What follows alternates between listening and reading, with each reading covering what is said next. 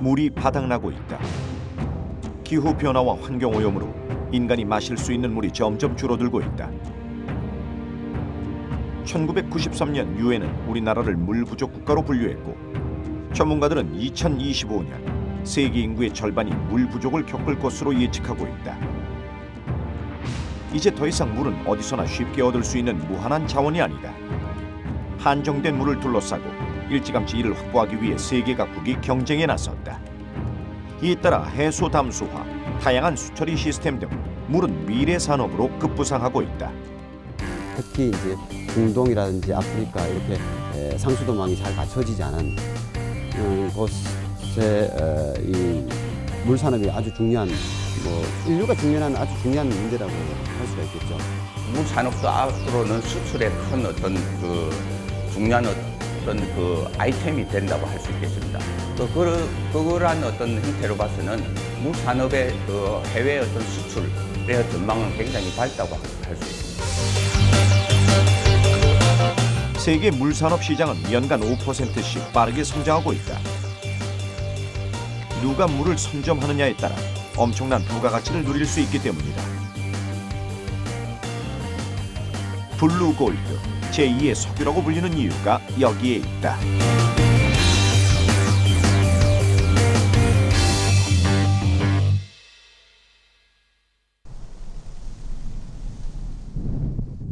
경상남도 창녕군 낙동강 하류.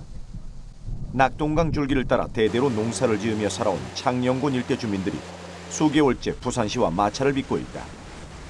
낙동강 물 때문이다. 수자원공사가 이 지역 낙동강 일대에서 강변 여과수를 개발해 부산에 공급하겠다는 계획을 세우면서부터다. 경남 창녕군 길곡면을 중심으로 총 62만 톤의 강변 여과수를 뽑아가겠다는 것이다.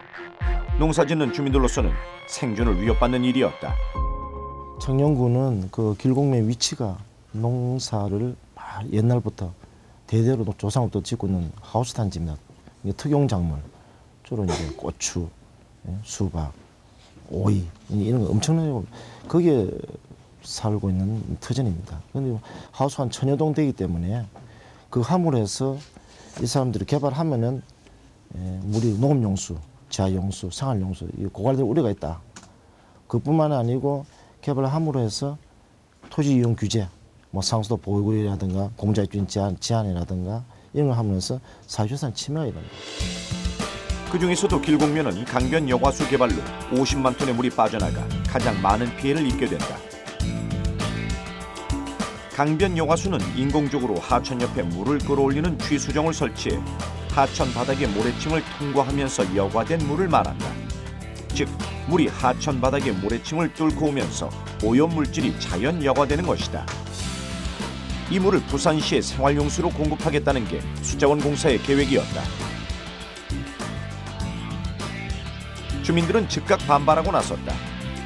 60만 톤이 넘는 강변 여과수를 뽑아내면 지하 수위가 낮아져 농업용수가 고갈돼 더 이상 농사를 지을 수 없다는 것이다. 더구나 수자원공사는 주민들과 어떤 협의나 제대로 된 상의 한 번 없이 사업을 강행했다는 것이다. 창녕군 주민들은 범군민대책위원회를 만들고 대대적인 반대에 나섰다.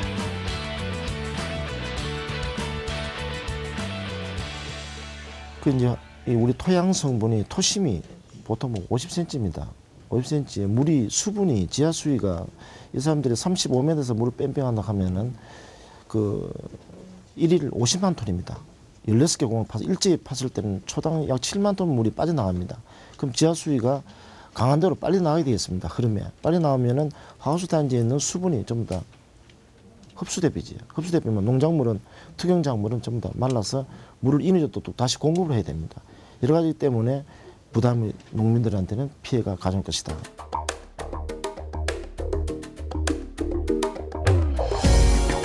경남과 부산시에서도 보듯이 물 부족으로 인한 사회적 갈등은 더 이상 남의 나라 일이 아니다. 우리나라는 경제협력개발기구 OECD 국가 중에서 물 부족이 가장 심각한 나라로 꼽히고 있다. 매년 여름 물에 대한 철저한 대비가 없다면 갈등은 점점 커질 것이다. 일반적으로 그 대도시에 사는 시민들은 물 부족을 많이 못 느끼실 겁니다. 왜냐하면 물 부족으로 인해서 급수가 중단되거나 했던 사례가 없었기 때문입니다. 그러나 이제 농어촌 지역을 보면 2008년에서 2009년 사이에 약 230만 명 정도가 제한급수를 받았고요. 그중에 5만 명 정도는 급수 차량에 의존해야 됐습니다. 그리고 올해에는 충남북 지역에 큰 가뭄이 들었는데요. 예년 강유량의 약 24%에 불과했습니다. 그러다 보니 큰 어려움을 겪었고 논밭이 마르는 그런 현상이 있었습니다. 과거에는 이 가뭄의 주기가 한 7년 정도가 됐었는데요. 그 빈도가 굉장히 잦아지고 있고요. 물이 부족해지면서 이를 해결하기 위한 세계 물산업의 시장 규모는 상대적으로 커지고 있는 추세. 현재 400조 원 규모에서 2025년에는 1000조 원대로 급성장할 전망이다.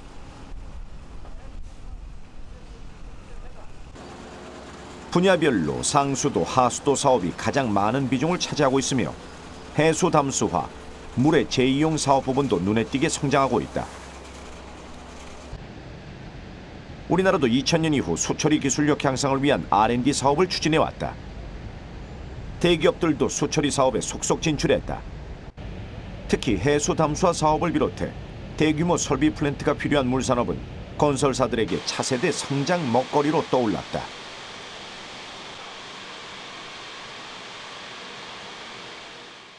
현재 물산업을 두 가지로 분류를 할 수가 있습니다. 하나는 상하수도 산업, 그리고 이제 통합 물관리 사업, 그러니까 수자원 분야가 되는 것이죠. 하천 수자원 분야가 될 텐데, 상하수도 분야만 감안하더라도 지금 현재 5천억 불 정도의 시장 규모가 형성이 되고 있습니다. 이는 우리의 주력 수출 품목인 조선이나 반도체의 약 2배 정도의 규모가 될 것이고요.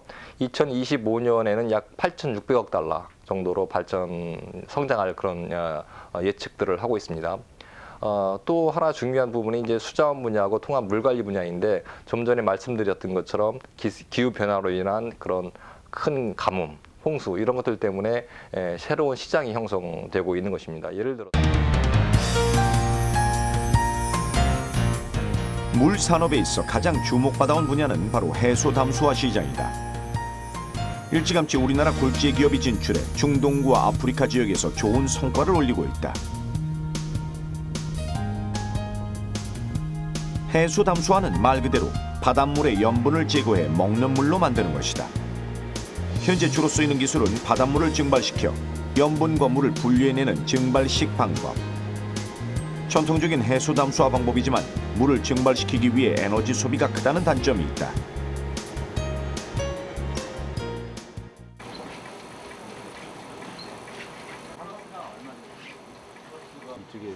침식이 조금 높네.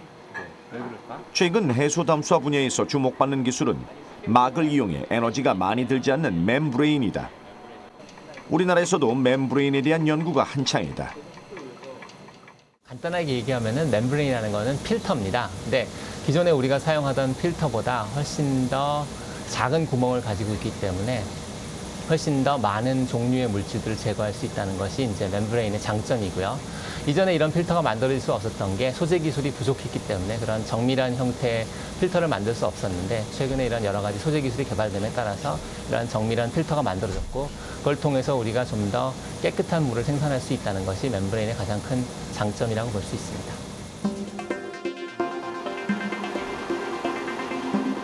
멤브레인은 실다발처럼 생긴 막을 이용해 오염물질을 분리해내는 수처리 방법이다. 중금속은 물론 눈에 보이지 않는 아주 작은 미생물까지도 걸러낼 수 있다. 막 이외에 특별한 에너지가 필요하지 않기 때문에 에너지 절감 효과가 크다. 이런 경제성을 앞세워 대기업들은 해수 담수화 기술에 적극적으로 멤브레인을 도입하고 있다. 전 세계적으로 보시면은 인구의 증가나 산업화, 그리고 기후변화 등으로 인해서 수자원의 부족이 심화되고 있습니다. 또한 다양한 오염물질들이 상수원으로 유입됨에 따라서 이런 물질들에 대한 대책이 필요한 시점인데요. 멤브레인 기술을 사용하게 되면은 대체 수자원 확보를 통해서 이러한 수자원 부족의 문제를 해결할 수 있고, 다양한 오염물질들에 대한 제거 효율이 높기 때문에 수질 문제에 대한 부분도 해결할 수 있습니다. 또한 멤브레인 기술은 부지 면적을 줄일 수 있고요. 화학약품을 사용하지 않는 친환경적인 공정이고 자동화가 용이하다는 장점을 가지고 있습니다. 그래서 이러한 이유에서 최근 멤브레인이 많이 각광을 받고 있습니다. 멤브레인 공법 중 가장 많이 쓰이는 것이 역삼투법이다. 역삼투법은 농도가 높은 쪽에 압력을 가해 해수 성분 중 물이 막을 통과해 저농도의 담수로 이동, 먹는 물을 얻게 되는 방법이다. 현재 우리나라에서는 역삼투법을 이용한 멤브레인 해수 담수화 플랜트가 설치 중에 있다. 바로 부산시 기장군 인근의 바닷가에 약 46,000제곱미터의 면적으로 건설 중인 이 담수화 플랜트는 우리나라 최대 규모의 해수 담수화 플랜트이기도 하다. 2010년 12월 공사를 시작해 올해 상반기에 완공될 예정이며 완공될 경우 하루 45,000톤의 물을 공급할 수 있게 된다. 해수 담수화 시설은 현재 바닷물을 끌어다가 역삼투라는 원리를 이용해서 그거를 이제 민물과 같이 이제 담수하는 작업입니다. 이 담수화 작업은 지금 현재의 세계에서 주로 하고 있는 증말법이지만은 현재 부산시에 도입하고 있는 것은 RO막으로 최첨단 기술로 하고 또 이 부산시에 지금 건립되고 있는 해수 담수화 시설은 국내 기술로 90% 개발을 해서 연구를 해서 이 현장에 설치를 하고 있습니다. 따라서 이 해수 담수화 시설은 이 단일 트레이너로서는 최대 규모의 시설로 현재 건립하고 있는 중입니다. 기장군의 해수 담수화 플랜트는 역삼투 방식으로서는 국내는 물론 세계 최대 규모를 자랑한다.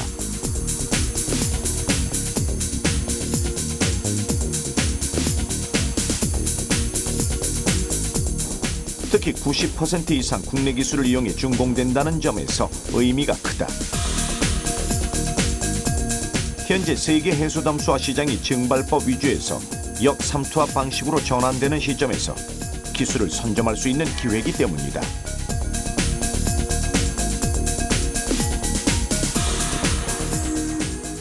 부품을 국내에서 전부 조달해서 국산화함으로써 국내의 해수 담수화 플랜트 부품업체들을 우리가 조기에 발굴하고 육성해서 또 실적을 쌓기 위한 기회를 제공할 수 있는 이런 플랜트입니다.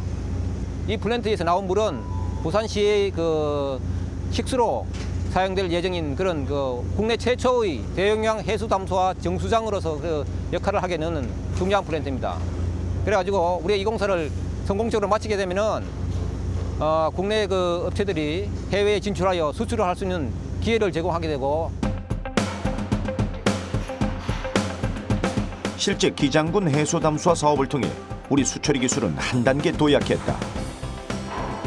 사업에 참여한 막 소재 개발 기업의 경우 세계 네 번째로 16인치 대형 역삼투 분리막 모듈을 개발해냈고 해외 수출에도 성공했다. 해수 담수화용으로 개발한 고압 펌프 역시 수출로 이어지는 성과를 거둬 선진국과 경쟁할 수 있는 토대를 마련했다. 기장군의 해수 담수화 플랜트 공사가 한창인 가운데 이 플랜트를 미리 볼 수 있는 곳이 있다.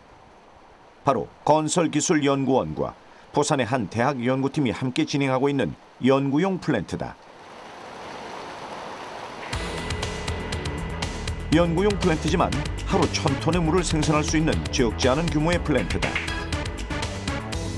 국내 처음 시도되는 해수 담수화 플랜트가 성공적으로 운용될 수 있도록 실제 적용할 수처리 기술과 기기를 미리 실험해보는 것이다. 특히 외국에서 개발한 분리막과 국산 분리막의 성능을 비교 실험해 부족한 부분을 보완해 나가고 있다. 플랜트 운영 노하우를 축적하는 것이 연구용 플랜트의 목적이다. 우선 역삼투 막의 제일 핵심 부위라 할 수 있는 RO막 부분에 있어서는 RO막은 저희들이 크게 두 부분으로 나눕니다. RO막 소재 부분과 막을 담고 있는 이제 용기가 있는데 그 막 소재 부분과 어떤 용기를 외산 부분과 비교 실험을 통해서 계속 그 성능의 개선 작업을 통해서 최근에서야 외산 부분에 필적할 수 있는 어떤 그런 그 제품을 저희들이 만들 수가 있었습니다. 그동안 우리나라의 역삼투 수처리 기술은 이렇다 할 성과가 없을 정도로 미미했다. 무엇보다 역삼투법의 핵심 요소인 역삼투막과 펌프, 전처리 장치에 대한 국산화가 시급했다. 하지만 기장군 해수담수화 사업을 통해 국내 최초로 16인치 국산 모듈 개발에 성공했고 정화 기능이 뛰어나 과거에 비해 서너 배의 수질 처리 효과를 거둘 수 있다. 그 16인치 모듈 같은 경우에는 현재 국제적으로 상용화되어 있는 모듈은 8인치입니다. 근데 16인치를 쓸 경우에는 막의 면적당 물의 생산량이 많아지게 됩니다. 다시 말하자면 특정 양의 물을 생산할 때 소요되는 부지의 면적을 획기적으로 줄일 수 있는 그런 장점이 있다고 하겠습니다. 즉, 기장군 해수담수화 플랜트에 들어가는 분리막의 경우 기존의 분리막 모듈에 비해 2배로 용량을 키워 성능을 높였기 때문에 면적이 같더라도 정화되는 물의 양은 많아지게 된다. 한마디로 적은 면적의 양질의 물을 공급받는 것이다. 그렇다면 기장군 해수담수화 플랜트가 완공될 경우 이곳에서 생산된 물은 어떻게 쓰이게 될까? 기장군 플랜트의 완공이 가장 반가운 곳은 부산이다. 그 테스트 베드 우리 해수 담수화 플랜트는 4만 5천 톤 그 생산 규모를 갖고 있습니다. 하지만은 현재 기장군 급수는 약 2만 7천 톤이지만은 이 장내에는 4만 5천 톤이 다 소비될 거로 가능하고 또 이 해수 담수화 물은 기장군 일원에 전체 다 공급하게 될 것입니다. 하지만은 저희들은 낙동강에 의존을 하고 있기 때문에 낙동강 수질 사고가 발생될 적에는 이 해수 담수 플랜트로 비상 숙성으로 또 활용할 계획으로 설립하고 있습니다. 먹는 물의 94%를 낙동강에 의존하고 있는 부산으로서는 낙동강의 수질이 악화되거나 만에 하나 강 상류 지역에서 오염 사고가 발생할 경우 대체할 물이 없기 때문에 심각한 식순환에 봉착하게 된다. 하지만 해수 담수화 플랜트가 설치되면 이런 식수 문제를 쉽게 해결할 수 있다. 그런데 문제는 비용이다. 바닷물을 이용하기 때문에 기존의 수돗물보다 비싼 비용을 지불해야 한다는 것이다. 역삼투막인 경우에는 물을 처리할 수 있는 능력은 다른 어떤 수처리 기법에 비해서는 굉장히 탁월하다고 할 수 있습니다. 단지 단점으로는 굉장한 에너지가 많이 듭니다. 당연히 에너지가 많이 들면 거기 소요 비용이 많이 들기 때문에 지금 현재도 기존의 어떤 상수 처리를 통해서 물을 생산해낼 수 있는 톤당 가격보다는 역삼투막이 거의 2배까지 이제 육박하고 있습니다. 지금의 어떤 그 앞으로 과제는 그 비용을 얼마나 줄이느냐, 그게 이제 역삼투막을 사용해서 수처리를 얼마만큼 보급할 수 있는가, 거기에 이제 달려 있다고 하겠습니다.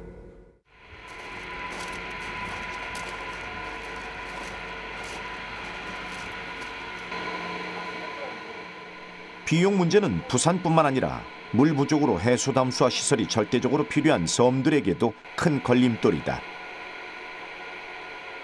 농도 차이를 이용해 담수를 만드는 역삼투법의 경우 고농도인 바닷물을 분리막을 통과시켜 담수로 만드는 데는 인위적인 압력을 가해야 하고 압력을 가할 때 에너지가 쓰일 수밖에 없다.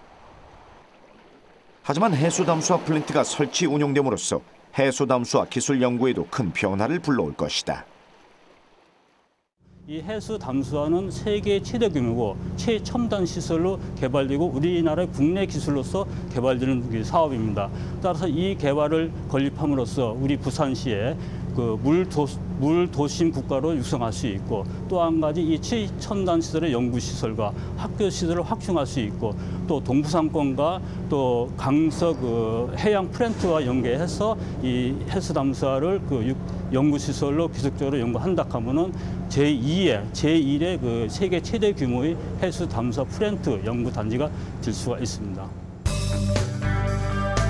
해수 담수화 과정에서 에너지 비용을 줄이기 위해 연구진들이 주목하는 것이 태양열, 풍력과 같은 신재생 에너지다. 우리나라 최남단에 자리 잡고 있는 제주도. 아름다운 풍광 못지않게 제주도는 바람이 많기로도 유명하다. 제주도의 바람을 이용해 에너지 효율을 높인 해수 담수화 플랜트가 있다. 제주도 해안가에 자리 잡은 글로벌 연구센터다.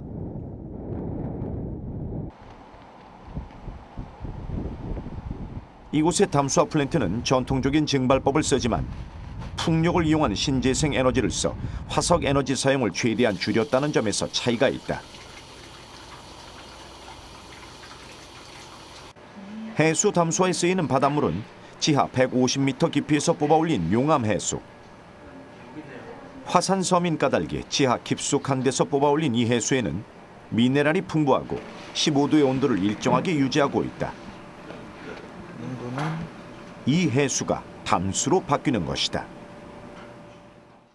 우리들이 여기 제주에서 지금 연구 개발하고자 하는 MVR 해수 담수화 방식이라고 하는 게 기존 증발법의 에너지 비용을 최소화시키면서 유지 보수 비용의 장점을 그대로 활용하고자 하는 그런 기술이라고 볼 수 있습니다.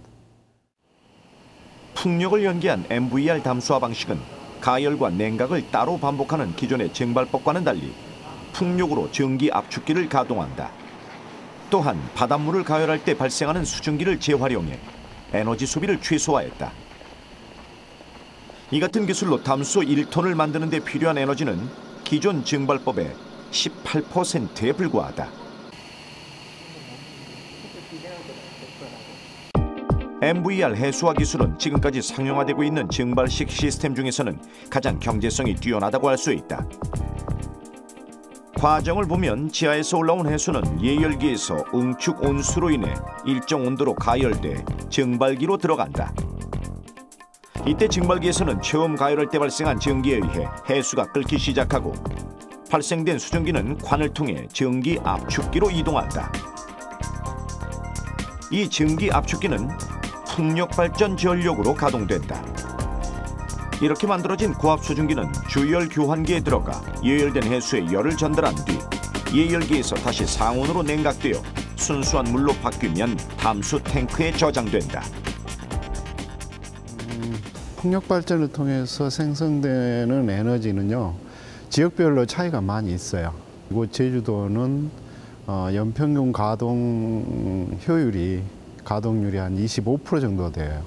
즉 다시 말하면 설비 용량 1메가와트짜리 풍력 발전기를 해놓으면 한 연평균 한 250kW 발전 용량을 기록한다고 보면 됩니다.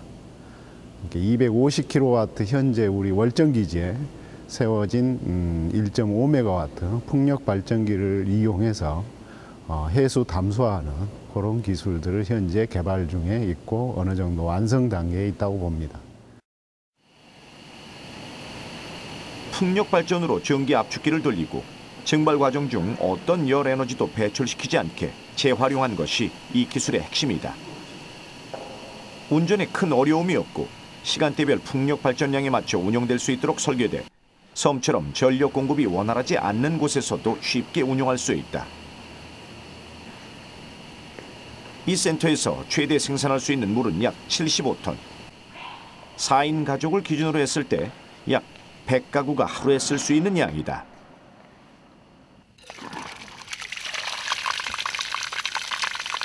소규모 플랜트지만 사용되는 해수의 90%를 담수화할 수 있다는 것도 장점으로 꼽힌다.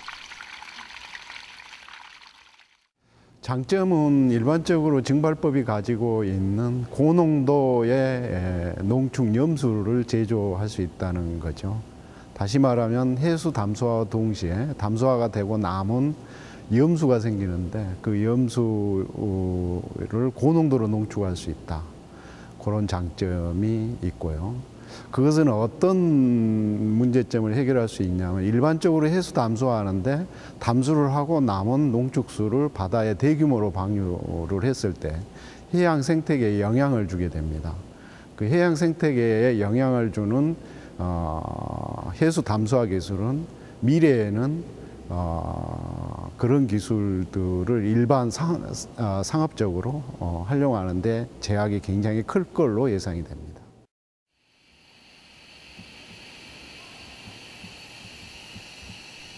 담수호 남는 10%의 용암 해수도 미네랄이 풍부한 고부가가치 소금으로 생산할 수 있도록 했다. 일석이조의 효과다.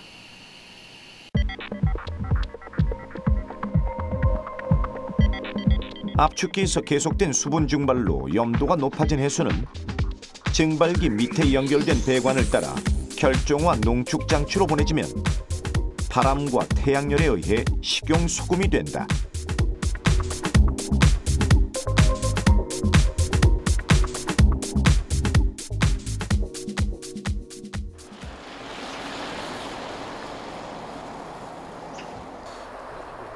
신재생에너지를 이용한 해수 담수화 시스템에서 빼놓을 수 없는 것이 태양열이다. 한국기계연구원의 박창대 박사팀은 태양열을 이용해 비용 부담 없이 손쉽게 이용할 수 있는 기술을 개발했다. 이 시스템은 태양열을 주 열원으로 투명 유리 탱크 속에 해수를 직사광선에 직접 노출시켜 증발을 유도하는 방식이다.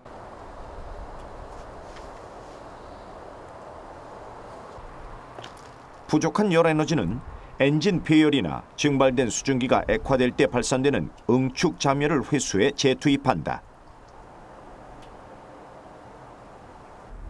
그래서 이제 외부 연원으로 보자면은 태양열이 있고 엔진 폐열이 있습니다. 그래서 열원이 다중으로 있다 해서 다중 열원이 되고요. 물론 또 추가적으로 우리가 활용할 수 있는 열원은 내부적으로 보면은 응축 잠열이 하나 더 있습니다. 그래서 총 열원으로 보자면 3개 정도의 열원이 있기 때문에 다중 열원이라는 표현을 쓰고 있고요.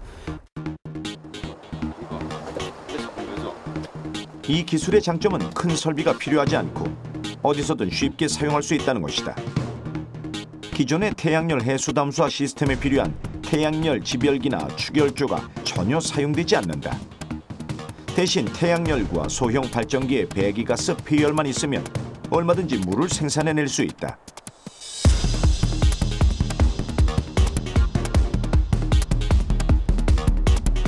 태양열과 5kW급 발전기 폐열을 같이 사용했을 때 하루 최대 43리터까지 담수를 생산할 수 있다. 태양열만 사용했을 때보다 약 3배 많은 양이다. 물론 태양열과 폐열을 단독으로 쓸 수도 있다. 예를 들어서 하루에 몇십 톤 규모 정도만 필요로 하는 곳에는 그런 대용량 플랜트를 구축할 필요성도 없고, 또한 설사 어떤 원조 사업을 통해서 그런 대용량 플랜트를 개발도상국에 지어줬다 손치더라도 그 아주 고가의 운전 비용이며 또 고도의 운전 기술, 그다음에 유지 정비 기술, 이런 곳이 부족한 곳에서는 그런 대용량 플랜트를 운영할 수가 없겠죠. 그런 경우에 이런 소용량 그리고 메인테넌스가 아주 자유로운 이런 그다음에 운전 비용이 사실상 거의 들지 않는 운전 비용이 제로에 가까운 이 태양열 해수 담수기를 이용할 수 있을 것으로 보고 있습니다. 이처럼 현재 우리나라 해수 담수화 기술은 국내 상용화보다는 일부 섬 지역의 식순환 해결에 한정돼 있거나 해외 시장 진출에 중점을 두고 있다. 우리나라가 미래의 안전한 물 확보를 위해 주력해야 하는 부분은 상하수도 수처리 분야다. 물론 지금의 상수도 정수 처리 능력으로도 먹는 물 공급에는 문제가 없지만 급변하는 기후변화에 대비해 어떤 오염에도 안정적인 물을 공급할 수 있는 수처리 능력이 필요하다.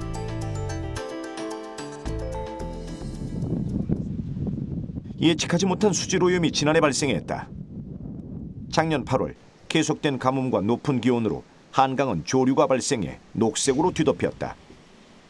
여름이면 쉽게 있는 일이지만 문제는 수돗물에서 나는 악취였다. 이 악취로 시민들은 식수 불안에 시달렸다.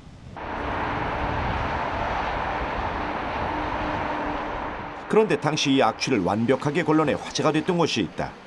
바로 서울 영등포 아리수 정수센터였다. 악취의 원인은 조류가 만들어내는 물질, 지오스민이었다.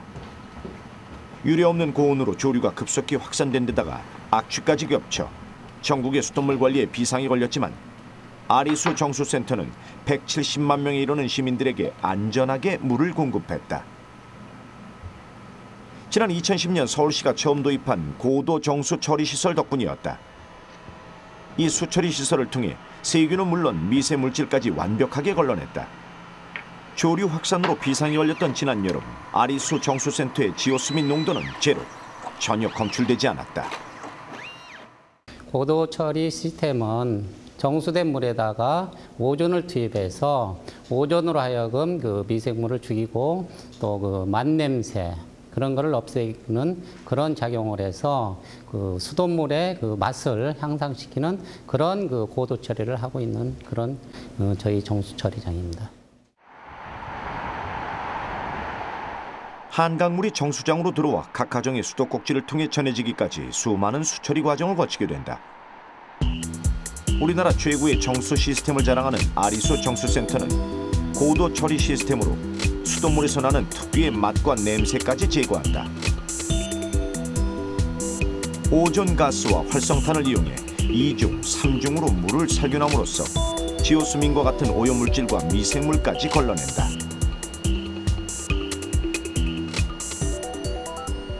네, 기존의 이제 표준 처리 공정 같은 경우에는 기존의 탁재를 주로 제거하는 공정인데 그 오존과 활성탄을 도입을 하게 되면 오존으로 이제 유기물질을 산화시키게 되고 활성탄을 거치게 되면 활성탄에 있는 기공으로 인해서 거기에 흡착 처리를 하게 됩니다. 그래서 오존과 활성탄을 거치게 되면 그 유기물질을 거의 완벽하게 제거를 할 수가 있습니다.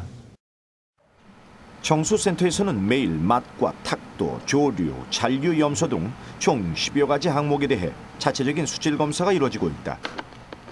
그만큼 품질 관리에 대해 엄격하다. 이 덕분에 아리수 정수센터에서 생산한 물은 세계 보건기구 WHO의 먹는 물 가이드라인에도 적합한 수질로 판정받았다. 아리수 정수센터 정수 과정에는 다른 정수장에는 찾아볼 수 없는 시설이 또 하나 있다. 멤브레인, 즉 막 여과 시설이다.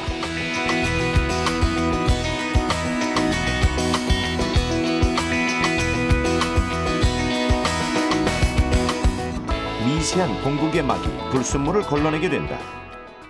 한마디로 일반 가정에서 사용하는 정수기가 초대형 규모로 설치되어 있는 것이다. 이곳의 막 여과 시설은 모두 두 가지. 세계적으로 통용되는 가압식 막 여과 시설과 침지식 막 여과 시설이 모두 설치돼 시범 운영 중에 있다.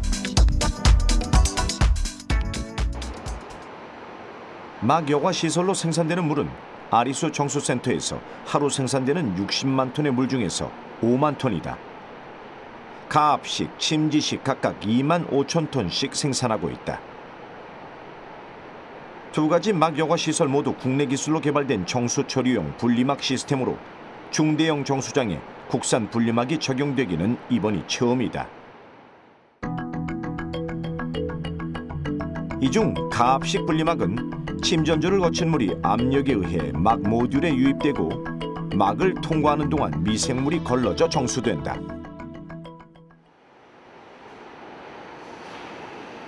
가압식의 막 모듈은 지상에 노출돼 있어 여과 과정을 쉽게 볼 수 있다. 가압식은 압력을 이용하기 때문에 여과 속도가 빠르다는 장점이 있다. 하지만 막의 과부하를 막기 위해 여과 공정 중 전처리 과정인 침전조가 있어야 한다.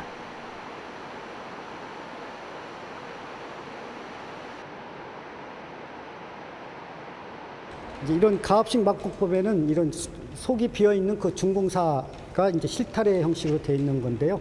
거기에 약 0.05 마이크로미터의 공극이 있습니다. 그래서 모래여과보다는 이런 아주 미세한 우리 머리카락의 약 1000분의 1 정도 되는 구경이기 때문에 그 외부에서 들어오는 그 온갖 유기물질이라든가 탁도 물질을 갖다가 완전하게 제거할 수 있는 특징을 가지고 있습니다. 그래서 우리가 흔히 그 지아디아라든가 여러 가지 이제 우리 장염을 일으키는 원생동물 갖다가 거의 100% 이상 제거할 수 있는 그 공법이 되기 때문에 안전하고 맛있는 물이 이제 나온다는 게 저희 특징이 되겠고요.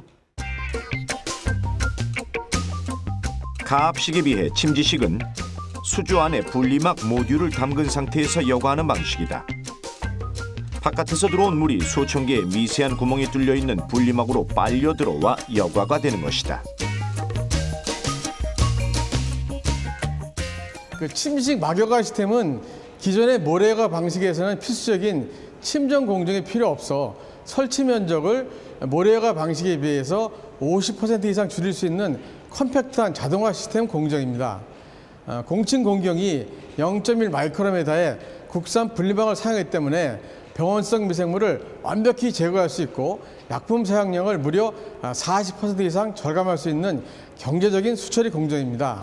특히 염소의 투입량을 최소화할 수 있기 때문에 발암물질인 THM의 생성이나 소독치의 발생이 억제되고 최근에 문제가 되고 있는 조류 발생에도 완벽한 대처가 가능한 최첨단 공정으로 안전하고 맛있는 수돗물을 생산할 수 있습니다. 이뿐 아니라 침지식 막여과 시설은 막에 끼는 오염물질을 쉽게 제거할 수 있다는 장점이 있다.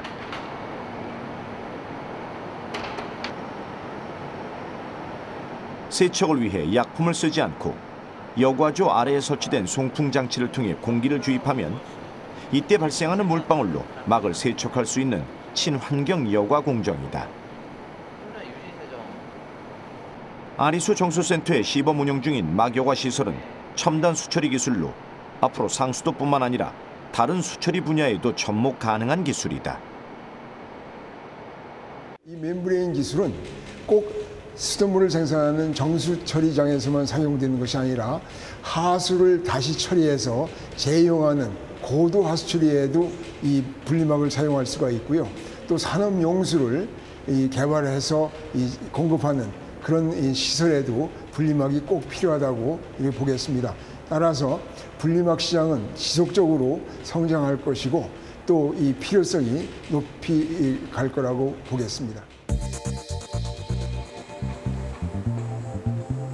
아리수 정수센터는 높은 품질의 물을 공급하는 것에서 그치지 않고 한 걸음 더 나아가 생산된 물을 효율적으로 관리하는 통합 운영 시스템을 구축한 것도 주목할 만한 일이다.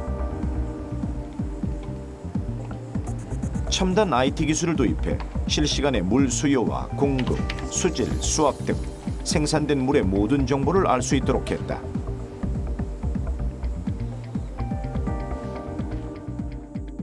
과거에는 모든 데이터나 공정이 중앙 제어실로 모든 게 다 올라오진 않았습니다. 기계들이 노후화됐고 또한 어려운 외산 장비로 대해서 외국 업체에 의존을 많이 했었습니다.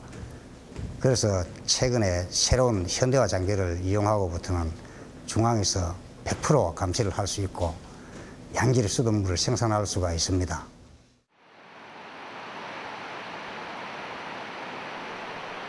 정보통신 기술을 기반으로 한 물관리 시스템은 향후 효율적인 물관리를 위해 필수적이다. 다만 상수도 한 분야에만 국한된 것이 아니라 하수 분야와 물의 재이용 분야까지 연계해 물의 흐름을 모두 파악할 수 있는 통합관리 시스템이 요구되고 있다.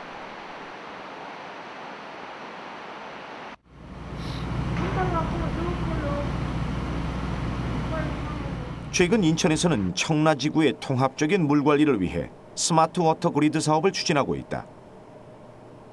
스마트 워터 그리드는 IT 기술을 물 공급망에 접목해 물의 공급과 소비를 쌍방향으로 정보 교환함으로써 용수 수급을 최적화하는 시스템이다.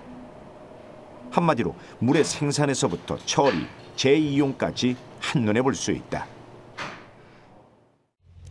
그러니까 이제 스마트 워터 그리드라는 거는 이제 물 문제가 이제 해결하기 위해서 이제 하는 그런 내용이 되겠는데, 물 문제는 물이 없는 내용도 되겠고, 또 운영하기 위해서 효율적으로 운영한다든지 아니면 전기 같은 에너지를 적게 하기 위해서 하는 그런 내용들이 되겠는데, 특별하게 여기 공천 하수처리장에서는 이 공천 배수구역이라고 하는데, 이쪽에서 사용하는 물을, 여기서 나오는 물과 또 굉장히 멀리 있는 팔당이라는 곳에서 나오는 물을, 이곳에 있는 물을 같이 섞어서 이제 일반 공업용수라든지 아니면 또 조경용수라든지 또 하천 같은 데 유지용수 이런 데 활용하기 위해서 여기와 연계하는 그런 내용이 되겠습니다.